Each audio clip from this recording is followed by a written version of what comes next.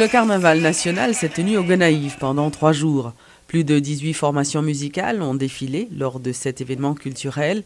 Selon un bilan présenté par la police, aucun mort n'a été recensé sur le parcours du carnaval. Le porte-parole de la police des Gonaïves, l'inspecteur Sylvain Eddy, a fait savoir toutefois que 2 personnes ont trouvé la mort, mais en dehors du parcours. Il a également fait remarquer que plus de 400 blessés avaient été enregistrés lors de ces festivités. Procédé à l'interpellation de 22 membres. L'interpellation, ça le plus, c'est le monde qui a volé portefeuille, le monde qui dans la foule là, ça fait voie de fer. Donc c'est ensemble de monde que nous sommes interpellés. Donc, tant qu'on était dit, premier jour galant, nous étions censés gagner 153, deuxième c'est 142. 142 blessures et puis troisième c'est 158. Donc, blessures légères certes, mais est-ce que pas une blessure par balle quand même? Non, pas une blessure par balle. Pas une blessure par balle. Parce que toutes les blessures, c'est des blessures qui est faites sous base de âme blanche, au moins de âme blanche, des blessures qui sont faites avec un voile de fer et des blessures qui sont faites avec un pointe tcha-tcha. C'est ça que fait la police vient passer des instructions pour que tout le monde qui a tcha-tcha dans le bon et pour que soit capable de saisir. Nous procédons à saisir une quantité de tcha-tcha parce que mon était vraiment après mauvaise foi avec tcha-tcha. Dernière question, inspecteur. Quel a été, qui c'était comportement la police nationale? Nous connaissons que l'inspection générale qui était à la veille du carnaval, qui fait connaître que il y a des sanctions que tu as pris contre tout policier qui t'a éventuellement un comportement plus ou moins brutal. Qui genre comportement la police a été durant 3 jours? Avec présence de haut commandement de la police, particulièrement l'inspection générale de la police, eh bien, il y a vraiment une différence qui fait dans le comportement policier. Premièrement, et côté que avant même que les policiers sortent dans chaque jour, nous procédons à briefing, nous faisons briefing avec les policiers et faire aussi des aspects professionnels de travail. Et non seulement ça, il y a des supervisions des membres de l'inspection générale même dans tous les parcours. Ça fait que pour année ça, il y a tout à fait une différence. Quoique, on est capable de toujours trouver qu'il y a des cas côté que les policiers ont neutralisé les gens, capable de des gens qui sont blessés. Il y a des blessures qui sont causées par des policiers. Mais c'est dans le cas côté que il a neutralisé les gens. Donc, capable de des cas tout et des excès. Mais toutefois, il y a une grande différence et en satisfaction tout de la part de Mounio de comportement de la police. Signalons que plusieurs accidents de la circulation, faisant au total une dizaine de morts, ont été répertoriés sur la route nationale numéro 1 après le carnaval. Le président de la République, Michel-Joseph Martelly, a présenté dans un communiqué ses sincères remerciements à tous ceux qui ont contribué au plein succès du carnaval national. Il a adressé des félicitations spéciales aux Gonaïviens et aux centaines de milliers de carnavaliers qui ont fêté dans la solidarité et dans le respect mutuel durant les 3 jours gras. Le chef de l'État a salué également les efforts des agents de la police nationale qui ont fait un travail colossal pour faciliter le bon déroulement de ces festivités. Selon ce communiqué de la présidence, cette grande manifestation populaire a occasionné des retombées positives en termes d'infrastructures routières pour le département de l'Artibonite. L'administration Martelly avait décaissé 5 millions de dollars américains pour construire, réparer certaines rues et réhabiliter plusieurs sites touristiques dans la 4e ville du pays. Rappelons qu'après les Cayes et le Cap-Haïtien, c'est la 3e année consécutive que le chef de l'État a délocalisé le carnaval national. La question que l'on se pose tous est: quelle est la prochaine ville qui accueillera le carnaval 2015 ?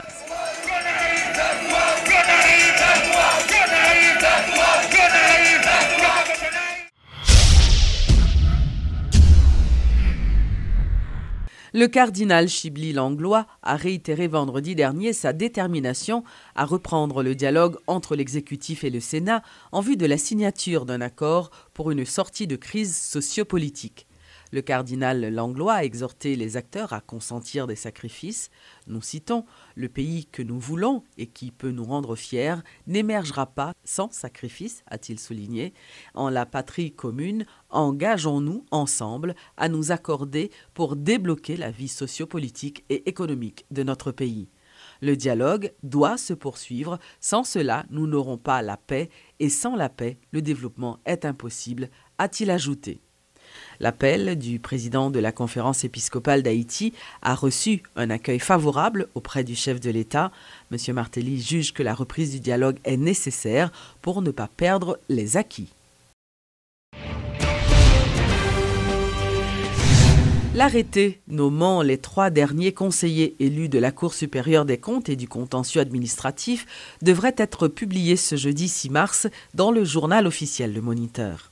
Un conseiller spécial du chef de l'État, Joseph Lambert, a révélé aux médias haïtiens que les ministres ont paraphé vendredi dernier l'arrêté présidentiel nommant les conseillers élus Nelta Fétière, Méhu Mélius Hippolyte et Rogaville Boisguéné. Rappelons que ce dossier avait constitué un frein à la signature de l'accord résultant du dialogue interhaïtien réalisé sous les auspices de l'Église catholique. Le président du Sénat, Simon Dieusseul-Dera, avait conditionné son approbation de l'accord à la publication de l'arrêté nommant les 10 conseillers élus de la Cour des comptes. L'absence de nouveaux conseillers de la Cour des comptes avait donc provoqué certains problèmes au sein de l'administration publique, notamment le non-renouvellement de certains contrats. La Direction nationale de l'eau potable et de l'assainissement, la DINEPA, a procédé le vendredi 28 février dernier à l'inauguration d'un centre de traitement d'eau potable à Grande-Saline, dans le département de l'Artibonite. Ce projet a été financé à hauteur de 300 000 $ américains par la BID, l'AECID et le FCAS. Ceci dans le but de changer les conditions de vie des plus vulnérables. Station ça, c'est une station, nous appelons une station voltaïque. Voltaïque, ça veut dire que c'est avec panneaux solaires qui marchent. C'est panneaux solaires qui baillent courant. Nous gagnons 16 panneaux dans le système, qui chaque panneau gagne 180 watts là-dedans. Donc, courant ça, c'est lui-même qui actionne pompe, qui râle dans la rivière, qui traite et qui met à la disposition de la population. Comme nous connaissons, l'eau c'est plus gros cadeau. L'eau ça, c'est de l'eau de boisson que lié. C'est pas de l'eau pour nous baigner, pour nous gaspiller. C'est de l'eau pour nous boire, pour nous mettre la caille, nous conserver, qui permet de nous boire. Comme nous sommes un grand plaisir avec nous aujourd'hui. Nous-mêmes tout.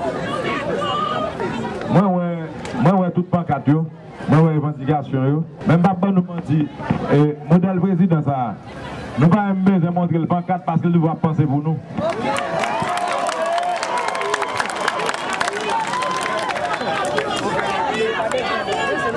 On a parlé de santé par ici.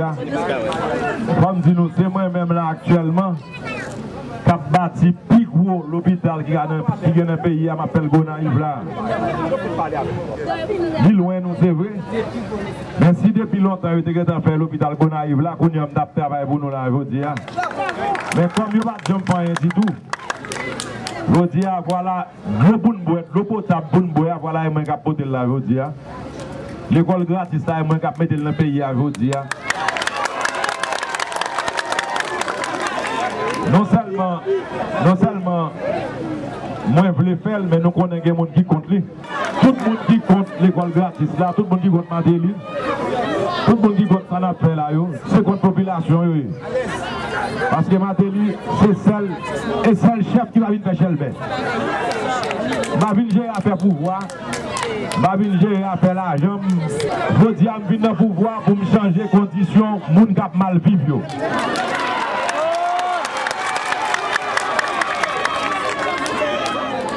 Question santé, question courant, question l'école là en dedans, Ben Saline, c'est pas un besoin fait. Nous avons la ville qui a comme institution, et nous avons la ville merci, qui l'accompagne nous pour de l'eau potable là. Nous avons AECID qui a comme institut espagnol, je mets FOP à disposition du gouvernement pour faire des projets. Mais voilà que des fois, c'est l'État même qui va disposer de faire travail là, comme là, va contre ça pour le faire. Moi, je demande nous, là, nous parlons de l'élection année ça. Pour nous qui est là, voyer dans le pouvoir central là, pour défendre l'intérêt nous.